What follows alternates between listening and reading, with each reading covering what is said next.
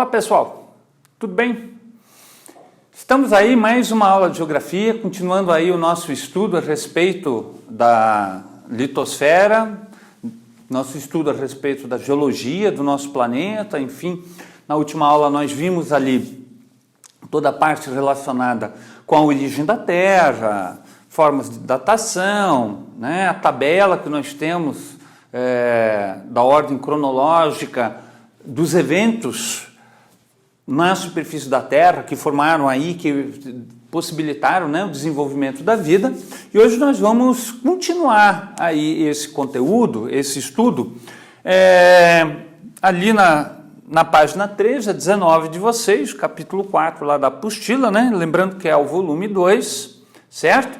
E no qual hoje nós vamos ver as rochas, os diferentes tipos de rocha e as camadas do nosso planeta, as camadas geológicas. Bem, gente, para facilitar, eu vou aqui trabalhar com vocês com o conteúdo aí bem sistematizado, tá ok? Definindo o que é rocha, mineral, minérios, os tipos de rochas, porque isso não está assim tão claro na apostila de vocês. Se vocês pegarem a apostila ali na página 13, virarem 14, 15...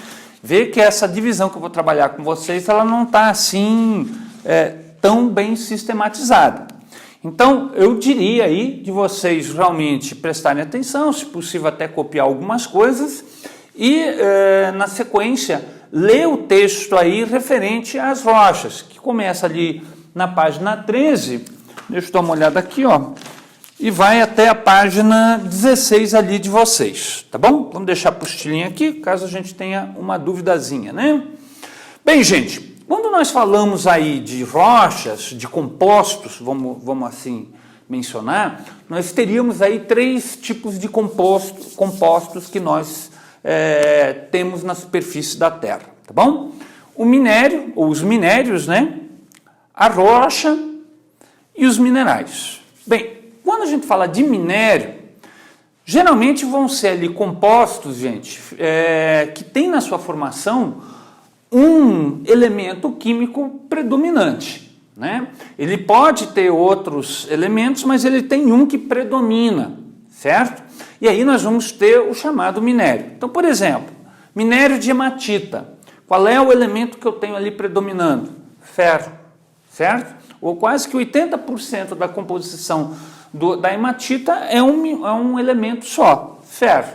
Os outros 20% é o que a gente chama de refúgio, de sujeira, são outros elementos que a gente vai separar no instante que nós colocarmos essa hematita em um forno, né, siderúrgico a mais aí de 500, 800 graus, e aí a gente separa o que é sujeira, aquilo que nós não queremos, do minério de ferro, que aí vai se formar barra, chapas, enfim, os diferentes usos, certo? Ali da hematita e no caso do ferro. Bauxita, coloquei outro exemplo aqui, mesma coisa, gente. Eu vou ter lá 80% da bauxita vai ser composta pelo alumínio, mas tem lá 20% que eu vou ter que descartar. Então não dá para dizer que seja um elemento puro o minério, certo? Ele sempre vai ter algum outro elemento, mas predomina um elemento químico ali. Bem, a rocha, por sua vez, gente, ela não tem uma definição, ela não tem um composto único. Ela, na verdade, ela não é composta, né, por um único elemento. Ela vai ter, na verdade, vários elementos químicos na sua composição. Então, peguei aqui como exemplo o granito, que é fácil vocês observarem, principalmente nos banheiros, seja de casa, público, do colégio, escambau. Vai ter ali várias manchinhas, ela é toda ali preta, escura, cinza, às vezes rosa. Então, o que ela te mostra? Que ela tem, na verdade, vários compostos químicos, certo? Vários elementos químicos. Quartzo, feldspato, mica. Você pode perguntar, quartzo até sei, o que é esse feldspato aí? Né? É uma ave? Não, apesar do nome pato ali, não é ave. Ele é, na verdade, areia. Quando o feldspato se desmonta, ele é a areia, tá bom? E a mica? A mica é um mineral, era muito comum, quando eu era garoto, ainda como isolante nos ferros de passar. Hoje em dia a gente não usa mais, tá? Por último, nós temos os chamados minerais. Os minerais, então, são os meus elementos químicos, certo? Que compõem os minérios e as rochas, mas que pode estar também distribuído, gente, na forma do solo. Então, o solo, por exemplo, ele é ali uma mistura de elementos orgânicos, inorgânicos, seres vivos, que a gente vai trabalhar mais adiante, mas ele vai ser composto por vários minerais que a planta precisa, certo? Então, os solos também a gente tem que incluir aqui como parte aí, né, de uma forma, de um composto no qual eu tenho vários elementos químicos, certo? Que são os meus minerais ali diluídos, tá bom? Bem, entendido isso, gente, vamos aí partir, deixa eu levar a minha apostila junto, vamos partir aí para a classificação das rochas. Nós temos 3 grandes famílias de rochas, não está dessa maneira dividido ali na apostila de vocês, assim sistematizado, bonitinho, ele está no texto solto, então por isso que eu estou insistindo com vocês que a minha sistemática aqui está um pouquinho melhor que vocês têm lá na apostila, tá? Então, olha só, gente, nós temos aí 3 tipos de rocha. A primeira delas são chamadas rochas ígneas. Essas rochas, elas se formam a partir de erupções vulcânicas. Então, você tem lá um vulcão, entra em erupção. Mauna Loa, lá no Havaí. Aquele rio de lava cai. Neguinho sai tudo esparramado, né, para fugir do rio de lava que está descendo lá do morro, certo? Chega lá na água. O que acontece? Esse magma, essa lava, ela depois de alguns dias vai resfriar. E resfriado, ela vai formar uma rocha ígnea. Então, a rocha ígnea são rochas formadas a partir de erupções vulcânicas, tá bom? E aí nós vamos ter 2 tipos de rochas, porque essa rocha ígnea, essa rocha magmática aí, ela pode se resfriar de forma lenta ou pode se resfriar rapidamente. Então, quando ela se resfria de forma lenta, gente, geralmente ela teve um resfriamento lá no interior da Terra. Então, é aquela bolha de lava, de magma que não chegou lá em cima. Ela fica no interior da Terra. Então, ela vai resfriar de forma lenta. Eu não coloquei aqui o lenta, então vamos colocar aqui, ó, resfriamento lento no interior da Terra e vai formar o granito, tá bom? Então, granito é resultado desse resfriamento lento. Então, você consegue, inclusive, separar todos os elementos químicos por conta desse resfriamento lento. Já as extrusivas, ou a extrusiva, tá bom? É um resfriamento rápido.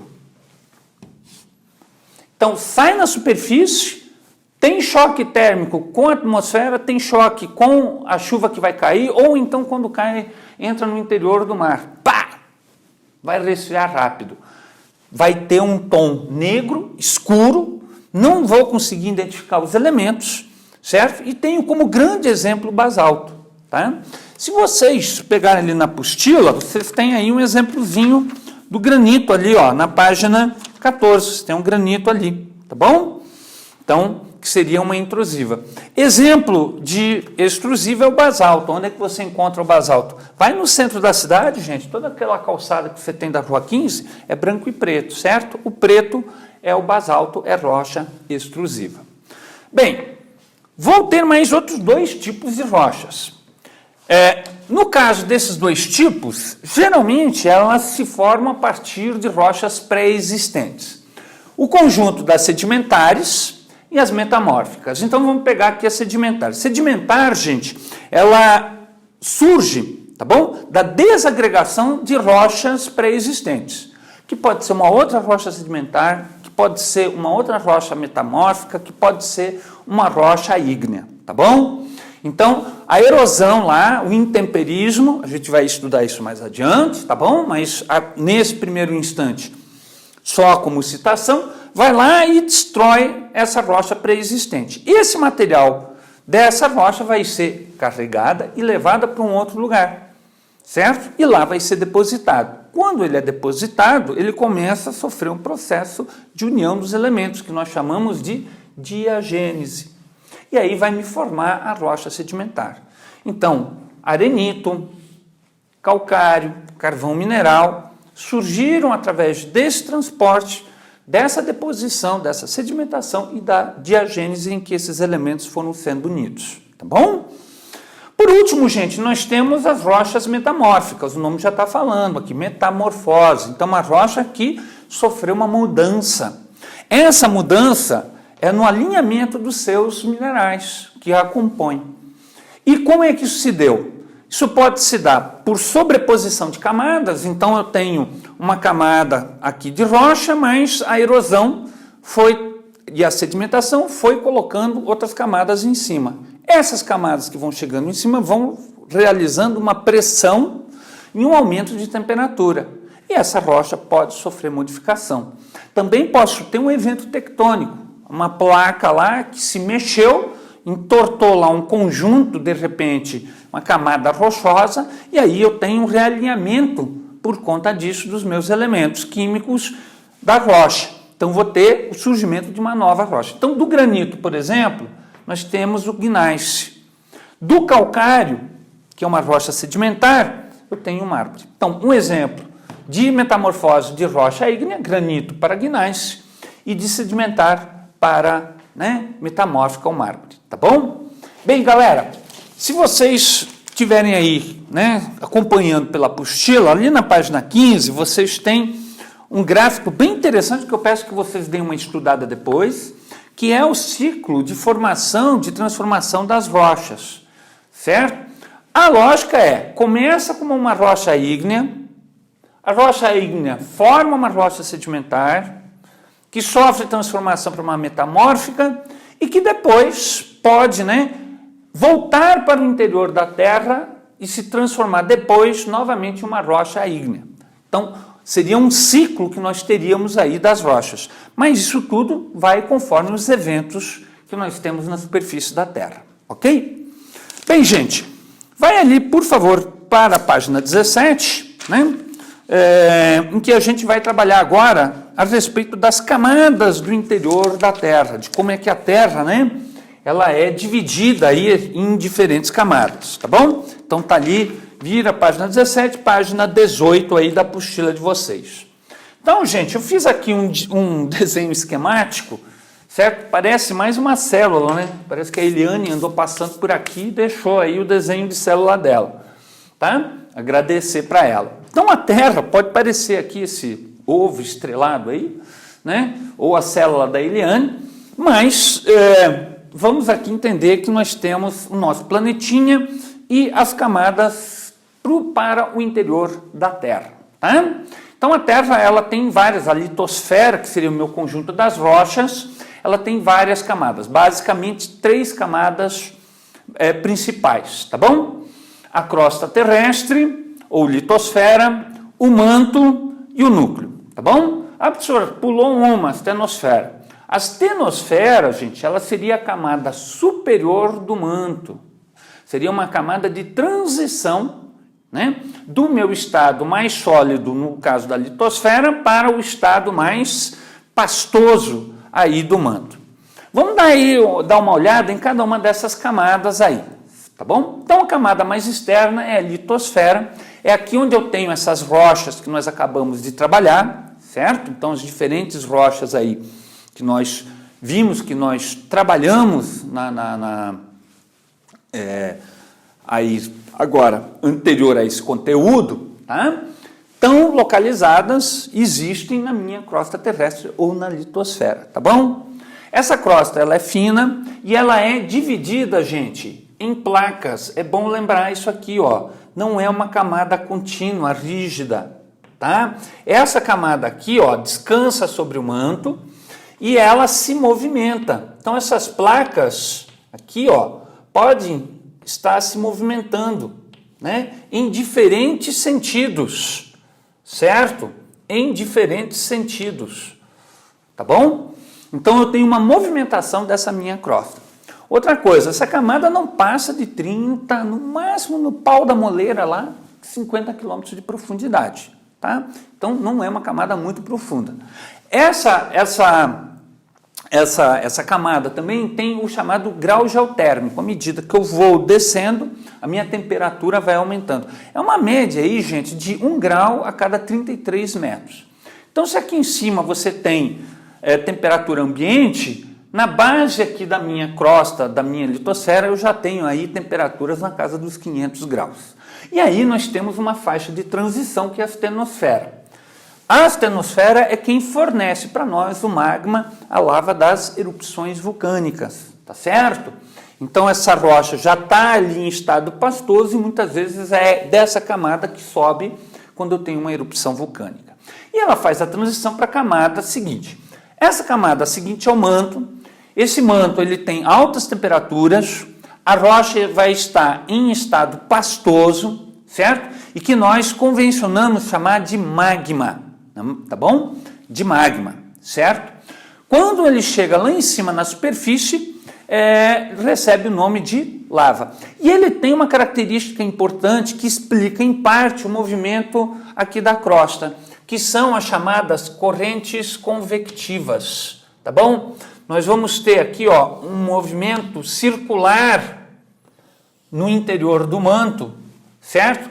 Com a variação de temperatura que eu tenho entre o manto inferior e o manto superior, certo? Então, essa variação de temperatura faz com que esse magma circule. O manto inferior, temperaturas mais elevadas, então ele fica no estado mais líquido e é empurrado pelos elementos do meu manto superior, que estão mais solidificados. Então, empurra aquele material líquido lá embaixo, no manto inferior, e eu vou, então, ter esse movimento cíclico. Tá bom? Bem, a última camada é a camada aqui do interior da Terra, certo, gente? Que nós chamamos de núcleo, ou NIF.